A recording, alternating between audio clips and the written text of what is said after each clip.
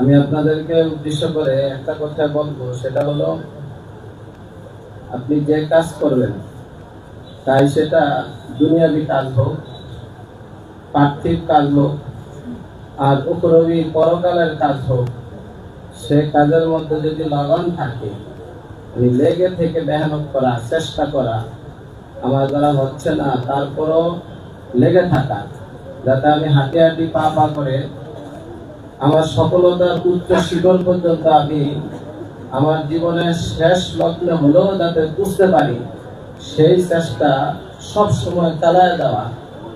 এটা আপনি পার্থিব কোনো কাজে সফলতা অর্জন করার জন্য যদি চান, তাহলেও আপনাকে এরকম মেহনত করতে হবে।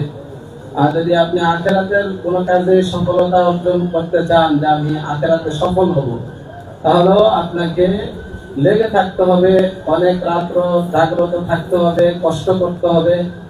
আল্লাহ তাআলা কোরআনে কারীমের মধ্যে ঈমানদার এবং জান্নাতি যারা, তাদের বিবরণ দিতে গিয়ে আল্লাহ তাআলা দুই জায়গার মধ্যে বলেছেন যে অবিলা আসহারিহুম ইয়াস্তাগফিরুন। ঈমানদার জান্নাতি কারা? যারা ভোর রাত্রে নিজের আরামের ঘুমকে ত্যাগ করে আল্লাহ তাআলার কাছে ক্ষমা চায়। এটা তো কোরআনে আছে। আর আমাদের পাশে এখানে আড়ত আছে, তরকারির আড়ত আছে, মাছের আড়ত আছে, ফলের আড়ত আছে। সাধারণ ব্যবসায়ী যারা তরকারির ব্যবসায়ী, তারা যাত্রাবাড়ি থাকতে